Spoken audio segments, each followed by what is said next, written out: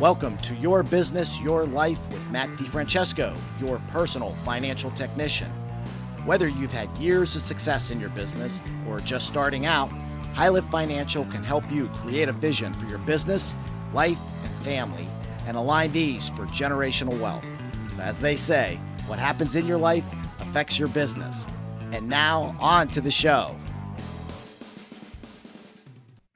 Well, hello and welcome to Your Business, Your Life with me, Matt Francesco. And today you actually get me alone for once. So, because I have a number of topics that I want to be able to present to you over the couple months. I know we've had some great guests on that are talking about a lot of the technical aspects of planning, transition planning, exit planning, those type of things. But there's a number of issues because when you're talking about planning, there's an emotional side to it too, which is probably the biggest side of any type of transition plan. And, again, because these transitions are much more than financial, they're deeply personal and deeply emotional. Because again, if you think about this, your shop or your business is something you've probably either birthed from the beginning or took it over and have grown it to become a substantial asset for you. And it is a part of you. And so, I've had a lot of times where clients have come to me. There's a specific story where I was doing a conference up in Chicago. And before the conference, we got invited to dinner with a number of board members who were also shop owners. And there was a gentleman there that was invited who was sitting across from me. And he and I got into a conversation. And he had told me how he'd sold his shop about a year ago and the struggles that he had with trying to figure out like, okay, well, who am I now? What's my identity? What do I do with the rest of my life? And, it's interesting. There's a number of studies out there, especially from the Exit Planning Institute that they do every year, kind of surveying business owners. And one of the consistent facts that come out is 75% of business owners who exit their business regret it in the next year. And it's not so much that they don't have the money or the lifestyle they want, but they don't have any identity. And so that's really, I think, a key thing as we start to look at transitioning your business is, what is going to become your new identity? Because many business owners, the business is really just an extension of themselves. It's who they've been, Ron, the collision shop owner, or, Bill, the machine shop owner, or whatever type of business you have. And so all of a sudden, when you transition, there can be a feeling of loss that accompanies that letting go. I like to equate it to, as your kids, you were raising our kids, they're growing up, they're becoming bigger. And, as they grow and life challenges change, some of the things that, the advice that we give them will change. But then all of a sudden they get to a point where they either leave for college, they leave home, or they get married. And many times, many parents have this kind of anxiety of loss because they've been so used to being kind of the controlling person in that relationship. And all of a sudden, they're no longer that. And it's the exact same thing with your business. So, we want to explore some of those feelings of loss that can accompany letting go, and then talk about this fear that a lot of times holds shop owners back and allow them to be able to progress into the next phase of their life. So I think really the first thing that you need to look at as an owner is, what do you want your post shop or business life to look like? And really that's kind of the starting point as I start working with clients, is helping them to identify, look, what does this life look like? Who are you going to become once you no longer have in the shop? Because what happens a lot of times, I talk to clients and they, what are you going to do in retirement, or again, post shop life. And it's like, well, I'm going to play golf. I'm going to go fish. I'm going to travel. But, there's only so much of those things that you can do. And you can only do those for so many hours in a day. And there's a lot of big gaps that are in there. Plus, if you're used to going into the shop every day, again, how are you going to fill that time? So we really do kind of a deep exploration into, what do you want that life to look like? It's pretty amazing. I had one client who I remember came to me, was looking to exit. He was burned out. He didn't have any family members, no kids. And he says, oh, employees don't want the shop.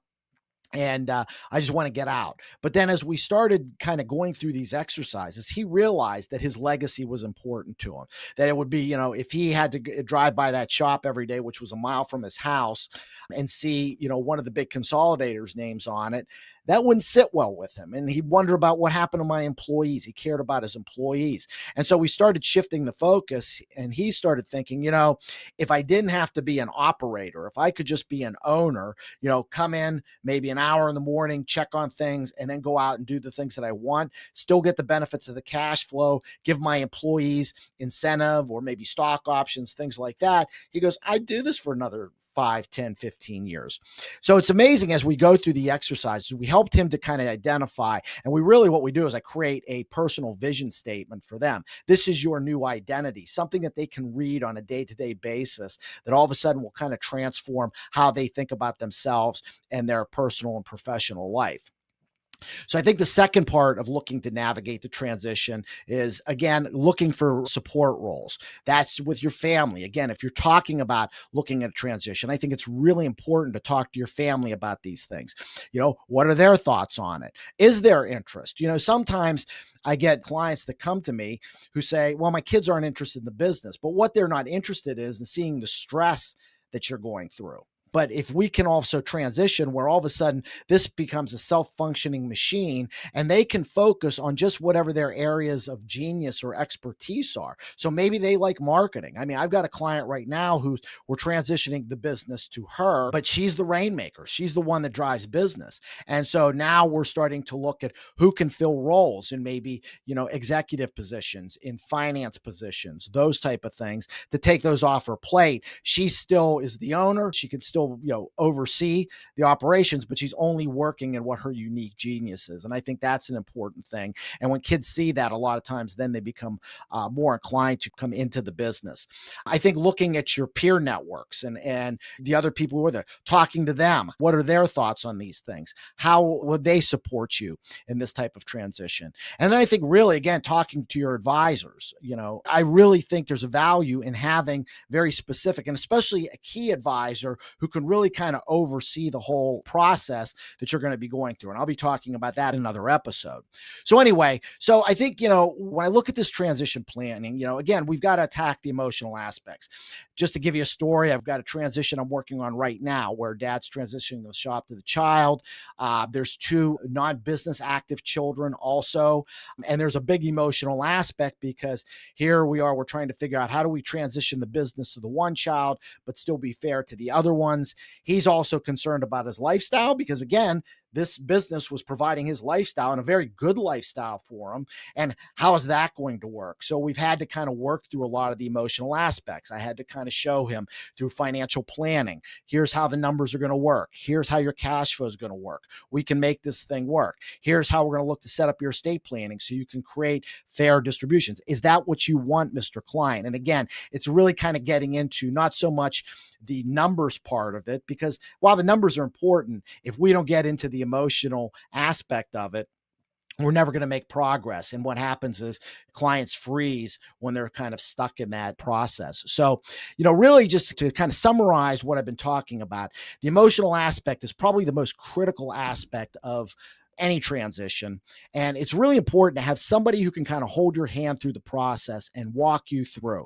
I was telling you about the owner I was talking about in Chicago, and I started explaining to him how my process works. And he looked at me and he says, I wish I would have met you a year ago. And it was interesting because when I was at the show, he was my greatest advocate. I bet he handed out 15 cards of mine to shop owners who were coming to me, and that we've been talking about how to help navigate them on their next phase of life. So I think it's really important to have somebody who can help you to define that vision, to elicit to the support of your family, of your peer groups, finding out who the advisors are that can help guide you through this process.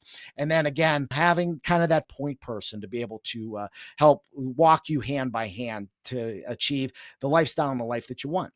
So anyway, that's going to be actually the topic of my next program, is going to be about why you need a conductor or quarterback in this whole process, which I think is a really, really important thing. And I've got lots of great real life stories that can kind of illustrate this. But in the meantime, I just want to thank you for listening to Your Business, Your Life with me, Matt DiFrancesco. If you've not subscribed to the podcast, please click the subscribe button below. That way, when a new episode drops, it's going to go right onto your device, and you'll be able to get more of this great content that we're trying to get out to you. Also, if you like us, please give us a 5-star review. That helps us to move up through the charts, and we would certainly appreciate that, again, to help get out to more people. So with that, again, I want to thank you for listening to Your Business, Your Life. Take care. God bless, and let's have a great day. Hey, I really want to thank you for listening to the Your Business, Your Life podcast. If you want to be notified when new episodes become available, click the subscribe button below. All information is obtained from sources deemed reliable but not guaranteed. No tax or legal advice is given nor intended. Content provided herein or on our website should not be construed as an offer for investment advice or for securities, insurance, or other investment products.